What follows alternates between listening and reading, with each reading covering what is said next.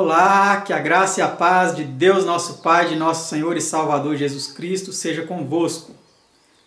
É uma alegria estar junto a você mais uma vez para estudarmos as Santas Escrituras, estudarmos mais um tema da Palavra de Deus. E hoje vamos estudar o tema 158, a cura dos doentes. É um tema muito importante, fundamentado nas Escrituras, e após a oração inicial daremos início ao mesmo. Convido a você que se ajoelhe para juntos orarmos ao Senhor. Pai Santo, Deus amado, somos gratos por podermos mais uma vez estudarmos a Tua Palavra. Pedimos a iluminação de Seu Espírito, compreensão do alto, para entendermos a Tua Palavra conforme a Tua direção, Senhor. Que ao estudarmos mais este tema, sejamos ricamente abençoados com a compreensão do alto e sejamos enriquecidos com o Teu poder para levarmos, Senhor, saúde às pessoas, tanto através da reforma de saúde, de hábitos saudáveis de vida, quanto também através de poder miraculoso para levarmos, Senhor, a cura àqueles que estão enfermos. Te pedimos essas bênçãos agradecidos em nome de Seu amado Filho unigênito, nosso Senhor Jesus. Amém, Senhor.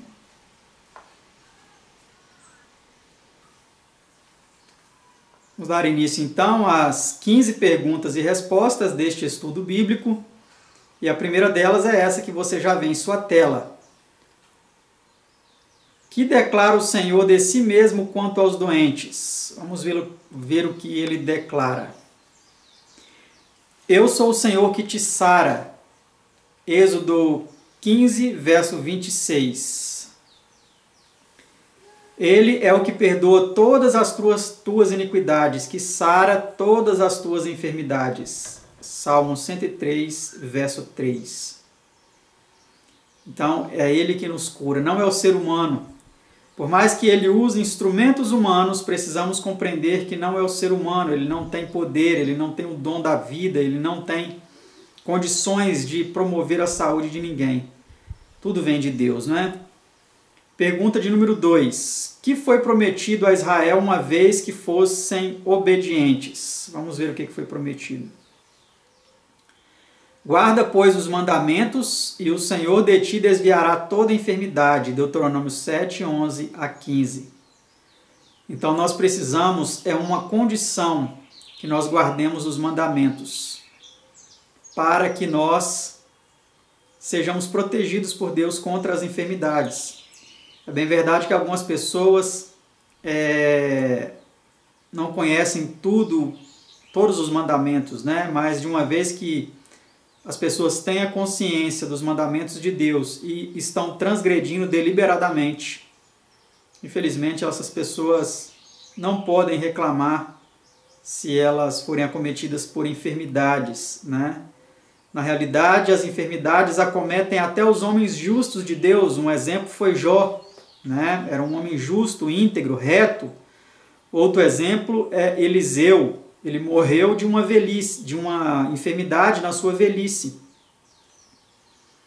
Diferente de seu antecessor Elias, que foi trasladado ao céu, Eliseu ele teve uma enfermidade, ele caiu de cama e ele morreu enfermo.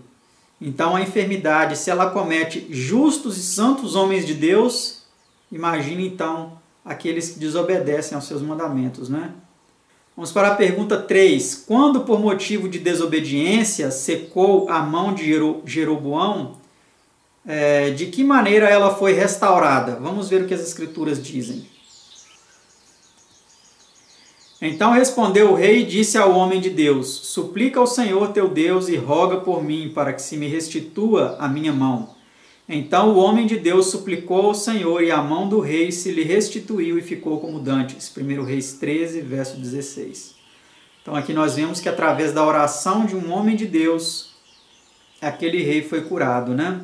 Pergunta 4. Sendo Miriam ferida de lepra, como foi curada? Clamou, pois, Moisés ao Senhor, dizendo: ó Deus, rogo-te que a cures. Número 12, verso 13. Vemos aqui que por intermédio de mais uma oração de um homem de Deus, aquela mulher foi curada, né? A sua irmã Miriam. Pergunta 5. Que grave erro cometeu Asa quando muito doente? Vamos ver o grave erro que ele cometeu. E muitos não se atentam para isso, hein? E no ano 39 do seu reinado, Asa caiu doente de seus pés, e sua doença era em extremo grave. Contudo, na sua enfermidade, não buscou o Senhor, mas antes aos médicos. Segundo Crônicas 16, verso 12. Então, olha que interessante, naquele tempo já havia médicos. E ao invés dele buscar o Senhor, ele buscou aos médicos. Será que esse erro do rei Asa, ele é frequentemente cometido hoje por muitos daqueles que dizem que são tementes a Deus? Que ao invés de recorrerem a Deus, à oração dos servos de Deus, eles recorrem aos médicos? Existem até muitos falsos apóstolos e falsos profetas e falsos mestres, líderes religiosos das mais variadas denominações, que recorrem aos médicos, que supostamente eles curam pessoas nas suas reuniões, nos seus templos religiosos, mas eles mesmos, quando têm algum problema, eles não são curados por Deus, né? Eles vão aos seus médicos. Isso indica claramente que esses homens são enganadores, que suas curas são embustes, são farsas praticadas por atores e atrizes que encenam situações que não são reais. Porque se elas fossem, esses homens, eles mesmos deveriam ser os principais testemunhos do poder de Deus em suas vidas, né? Mas vamos adiante. Pergunta 6. Como foi uma criança restituída à vida pelo profeta Elias? Vamos ver. E estendendo-se 3 vezes sobre o menino, clamou ao Senhor e disse: ó Senhor meu Deus, peço-te que restituas a vida a este menino. O Senhor atendeu à voz de Elias. A vida foi restituída ao menino e ele reviveu. 1 Reis 17, 21 e 22. Na versão Nova Almeida atualizada. Então, nós vemos aqui que Elias, clamou 3 vezes, né? Ele precisou clamar 3 vezes. Isso indica a sua perseverança em clamar ao Senhor para que esse menino fosse ressuscitado, né? Pergunta 7. Como foi atendida a oração de Ezequias, que pedia o restabelecimento da enfermidade? Vamos ver como ela foi atendida. Vai e diz a Ezequias: assim diz o Senhor, o Deus de Davi teu pai, ouvi a tua oração e vi as tuas lágrimas, eis que acrescentarei aos teus dias 15 anos. Isaías 38, verso 5. Então olha só, né? Aqui nós temos um exemplo agora do rei Ezequias, que quando recebeu a mensagem que ele ia morrer, que era para pôr em ordem a sua casa, ele não aceitou essa palavra, né? Mas ele chorou, ele reivindicou as promessas de Deus. Ele disse: Senhor, eu tenho sido fiel em tudo que o Senhor me pediu. E Deus ouviu o clamor dele, as lágrimas dele, e acrescentou 15 anos à vida dele. Mas infelizmente ele não usou bem, né, esses 15 anos. Pergunta 8. Que constituía grande parte do ministério de Cristo? Vamos ver o que constituía. E percorria Jesus toda a Galiléia, ensinando nas suas sinagogas e pregando o evangelho do reino e curando todas as enfermidades e moléstias entre o povo. Mateus 4, verso 23. Então o ministério de Jesus foi um ministério de pregação, de ensino e de cura, né? E de libertação dos oprimidos do diabo, dos endemoniados. Pergunta 9. Assim fazendo, que profecia tinha cumprimento? Vamos ver que profecia se cumpriu com este ministério de Cristo. Ele, com a sua palavra, expulsou deles os espíritos e curou todos os que estavam enfermos, para que se cumprisse o que fora dito pelo profeta Isaías, que diz: ele tomou sobre si as nossas enfermidades e levou as nossas doenças. Isso é Mateus 8, 16 e 17. A essência do Evangelho é restauração ou cura do corpo, da alma e do espírito. Vê São João 3,16, São Lucas 4, 17 a 19, Atos 3, 19 a 21, Romanos 8, 21 a 23 e 1 Coríntios 15, 51 a 55. São aí alguns dos textos citados para fundamentar essa afirmação, né? De que a essência do Evangelho é a restauração completa. Pergunta 10. No caso da cura de uma mulher enferma, que tornou eficaz seu toque nas vestes de Cristo? Vamos ver o que tornou isso eficaz. E ele lhe disse, Jesus disse àquela mulher, né? Tem bom ânimo, filha, a tua fé te salvou. Vai em paz. Lucas 8, 48. Então Jesus, ele sempre dava reconhecimento, ele sempre dava respaldo à fé da pessoa, que tinha uma parte muito grande nesse processo. Tanto que na sua terra natal, né, ele não pôde curar muitas pessoas por causa da incredulidade deles, né? Pergunta 11. Que poder deu Cristo aos 12 antes de enviá-los? Vamos ver que poder Cristo deu a eles. E convocando os seus 12 discípulos, deu-lhes virtude e poder sobre todos os demônios para curarem enfermidades. E enviou-os a pregar o reino de Deus e a curar os enfermos. São Lucas 9, 1 a 2, e vê São Mateus 10, 1, 7 e 8, e São Lucas 10, 1 e 9. Então, o Senhor, quando ele enviou seus discípulos, ele deu poder a eles, deu autoridade, virtude, para que eles tivessem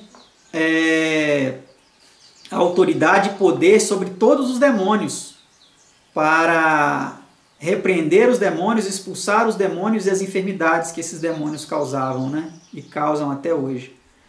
Pergunta 12. Que notável milagre foi realizado pelos apóstolos pouco depois do Pentecostes? Vamos ver. E disse Pedro ao coxo, não tenho prata nem ouro, mas o que tenho, isso te dou, em nome de Jesus Cristo Nazareno, levanta-te e anda. E tomando-o pela mão direita, o levantou, e logo seus pés e artelhos se firmaram. E saltando ele, pôs-se em pé e andou, e entrou com eles no templo, andando e saltando e louvando a Deus. Atos 3, 6 a 8. Olha que relato interessante, né? Primeiro, Pedro disse, não tenho prata nem ouro. Isso significa que ele não era a favor do evangelho da prosperidade. Ele não era a favor do evangelho da prosperidade. Porque nem aliança ele tinha na mão, nem cordão de ouro, nem joias de ouro ele tinha. Tá? E poucas pessoas percebem isso nesse relato aqui. Eles não usavam aliança de ouro, cordão de ouro, joias de ouro, e nem de prata, muito menos de prata. Então, é importante que se diga, primeiramente, eram homens totalmente despidos de todo orgulho, de toda vaidade, de toda ganância, de todo o evangelho de Mamon, que naquele tempo Jesus já denunciava, não podeis servir a Deus e a Mamon, as riquezas, e esse é o evangelho que muitos hoje estão pregando, o evangelho de Mamon, tá? É importante que se diga. Então, primeiramente, ele disse, eu não tenho prata e nem ouro, porque foi o que aquele homem pediu. Só que Pedro tinha algo infinitamente mais valioso para dar àquele homem. E é isso que ele fez. Ele fez e ele falou e ele disse, não tenho prata nem ouro, mas o que eu tenho te dou. Em nome de Jesus Cristo Nazareno, levanta-te e anda. E agora entra aqui nesse relato algo importante. Ele não deixou aquele homem na incredulidade, mas para mostrar que Pedro acreditava no que ele estava falando, ele estendeu a mão para ele para levantá-lo pela sua mão. E aquele homem, ao encontrar a mão de Pedro, ele estava demonstrando pela fé que ele acreditava no que Pedro estava dizendo. Porque quando ele encontra a sua mão com a mão de Pedro, e Pedro o ergue, ele em um salto de fé, em um ato de fé, primeiramente erguendo, estendendo a mão e depois se esforçando para levantar, a virtude e o poder toma conta daquele homem e ele começa a saltar e entrar no templo andando, saltando e louvando a Deus. Esse mesmo Deus e esse mesmo Jesus, o Nazareno, ambos, o Pai e o Filho, podem fazer o mesmo hoje e tem feito muitos paralíticos andarem e vai fazer ainda muito mais. Vai ressuscitar mortos. vai curar cegos de nascença, paralíticos de nascença, não esses teatrinhos que nós vemos por aí, não. Não esses enganos satânicos, diabólicos que nós vemos aí, que Satanás lança uma doença na pessoa e depois ele mesmo tira, para manter as pessoas no engano desse falso evangelho da prosperidade. Não, não é isso. São obras cabais, tremendas que vão ser feitas. Não nesses templos, mas no lugar que essas pessoas estiverem. Não algo pré-montado, pré-ensaiado ali em um determinado local, que já fazem costumeiramente essas obras satânicas de engano, não. Vai ser nos mais variados lugares do Brasil e do mundo. E que Deus nos abençoe para estarmos com os olhos abertos para percebermos e enxergarmos isso. Pergunta 13. Que dom, entre outros, pôs Deus na igreja? E a uns pôs Deus na igreja, primeiramente apóstolos, em segundo lugar profetas, em terceiro doutores, depois milagres, depois dons de curar, socorros, governos, variedade de línguas. 1 Coríntios 12, verso 28. Então nós vemos aí que tem uma sequência, uma ordem, né? Hoje não existe mais esse aí dos apóstolos, primeiramente apóstolos. Os apóstolos foram lá no início.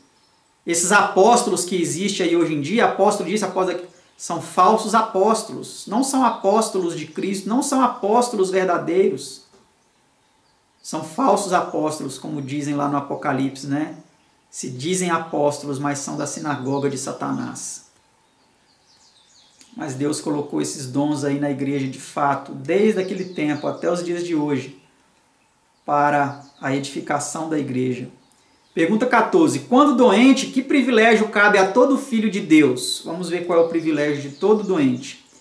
Está alguém entre vós doente? Chame os presbíteros da igreja e orem sobre ele, ungindo-o com azeite em nome do Senhor. Tiago 5,14. É interessante que Tiago não fala, né? Está alguém entre vós doente? Corre e leva ele para o hospital.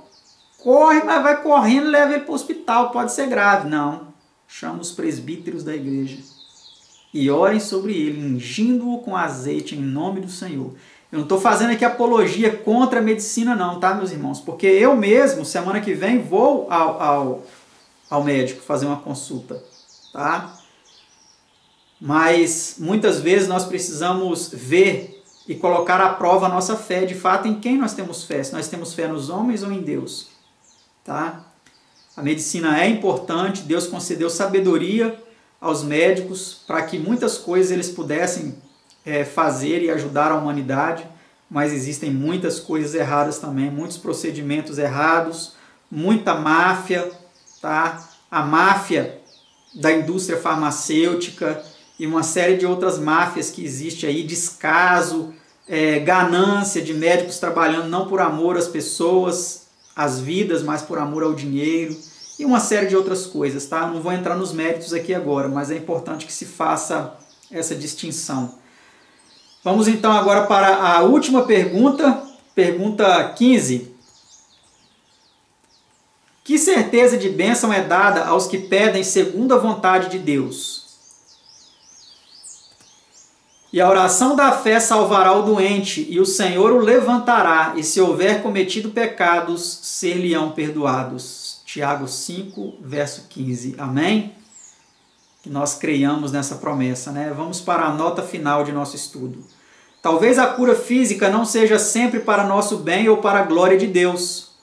Daí devermos estar dispostos como Jesus. Todavia não se faça a minha vontade, mas a tua. São Lucas 22, 42. A Paulo foi negada a cura da enfermidade, mas o Senhor lhe assegurou, a minha graça te basta, 2 Coríntios 12, 9. Não é negação da fé empregar os simples remédios que Deus deu, ou os elementos comuns de que ele faz depender a vida, como sejam o alimento apropriado, o ar puro, o repouso, o exercício e a luz solar. Então nós precisamos ter a consciência disso, né? Existe aqui uma playlist no canal chamada a purificação da carne, que é o corpo, né, e do espírito, que nesse contexto é a mente, a purificação da carne e do espírito, do corpo e da mente. Então é importante que vocês assistam esta playlist, tá? Aqui no canal Mais Uma Voz, para vocês compreenderem a importância de se trabalharem em uma reforma de hábitos de vida. Porque o que adianta o Senhor curar uma pessoa que vai continuar mantendo os mesmos hábitos errôneos, destruindo a sua saúde, destruindo o seu corpo, que é o templo da habitação, da morada do Altíssimo em espírito. Então, nós precisamos ter um estilo de vida renovado, restaurado, reformado na alimentação, no ar puro, para isso, indo morar no campo, viver no campo, o repouso adequado, né, o sono adequado, o exercício físico, a atividade física, a luz solar, tudo isso é muito importante na promoção e na manutenção da saúde. Que Deus conceda saúde a você. E agora eu quero fazer uma oração. Se você estiver enfermo, eu quero que você se ajoelhe juntamente comigo agora. E você deposite toda a fé, não em mim, na minha oração, mas em Cristo, que é capaz de te dar a saúde. E se você crer, você será restaurado, você terá o alívio, a cura e a restauração para a sua enfermidade. Vamos orar?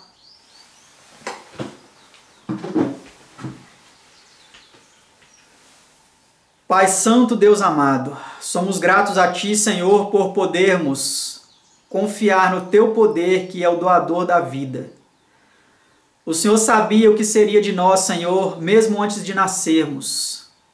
O Senhor sabia, Pai, as enfermidades que nos acometeriam, mesmo antes de sermos gerados no ventre da nossa mãe. Se nós chegamos até aqui, Senhor, foi porque o Senhor tem um propósito em nossa vida, Pai.